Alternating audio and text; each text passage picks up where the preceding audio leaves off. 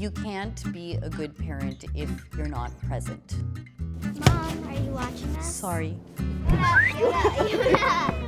It's so important for kids to have a healthy lifestyle. Did you wash? Yeah. With soap? Back in. Mom! You have to find the funny all the time. That is not funny. Separate! Separate!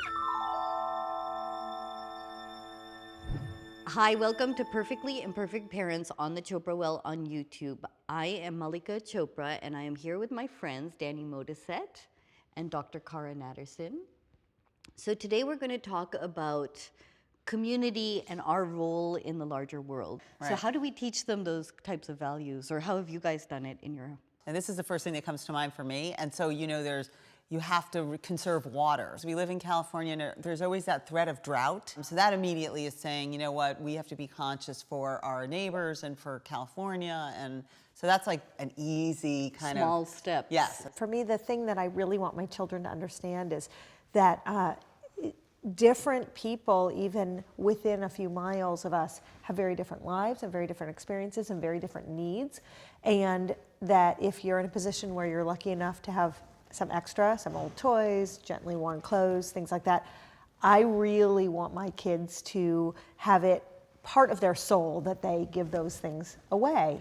I think that it's a conflict to be in LA. You can grow up in a tiny little pocket in this community. We can say it's urban, but our little pocket is quite suburban, quite sheltered. So, you know, if you're living in Manhattan or San Francisco or some of these urban cities, both in the US or internationally, you see everything. right. Our kids don't see it. And it's something that I struggle with a lot.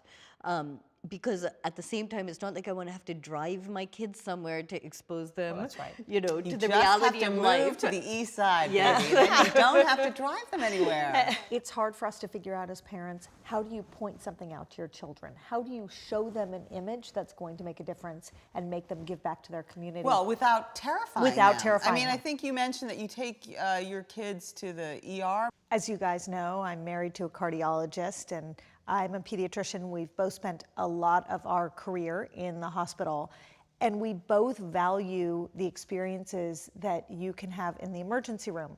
So as our kids have gotten older, we've come to use the emergency room as a teaching tool for our kids. And that's crazy. We bring them there. This is blood and gore and a shotgun wound, know honey. what? And that here's being a said, drug addict. See, Absolutely. I have to say, Fun on a Friday. I grew up that way as well, because my dad, when he had to take care of us, he would just take us to the hospital, and my brother and I would be hanging out with the nurses while he was seeing patients, so we were exposed. Wow, and I grew up in total fear. That why would you ever visit a place like that unless you actually were bleeding, you know, or dying? To see it is to know it. And I have God, no... though, what if they can't sleep I for have 2 no weeks? issue with that. Like, you have such a little time to believe in Dumbo and Pink, and like, do you have to show them death and dying? I mean, one of my dearest friends just died this year of pancreatic cancer, and the kids knew him. I mean, he was a dear friend of mine. We were there the night he got the diagnosis. We were at his home for Shabbat dinner, and he had just gotten the news that it was stage 4. And then for the next 4 months, we basically watched him deteriorate and then die. And I thought, I don't know if this is right, because he's only 9. Do I really want to expose death, you know, to my son?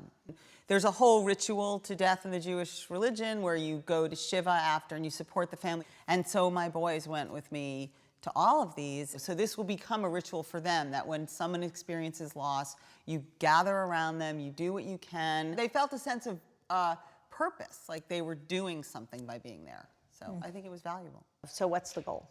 You know, what's the goal of all this? What's the goal of trying to create a sense of social responsibility for our kids? What's the goal of Context. all of Context. it? And to raise good humans. That's what I was going right? to say. It's- The goal for me is to raise compassionate, giving humans. Yes. Fascinating conversation as always. And any last thoughts that you want to share? Creating context for your child so that whatever world that they're in, they don't think that's the be-all, end-all, that there's a bigger picture out there.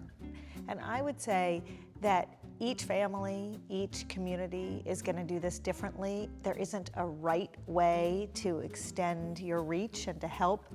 So we shouldn't be competitive over how we give back. We should just all find our way and indoctrinate everyone around us to kind of find their way. And I would say don't be fearful of exposing your kids to the larger world. And in that, they will realize the humanity of everyone is similar. True. Great. Well, thank you everyone for joining us on this episode. We would love to hear your comments and stories. So make sure you're subscribed to the Chopra Well so you can do that. And as always, thanks for watching Perfectly Imperfect Parents.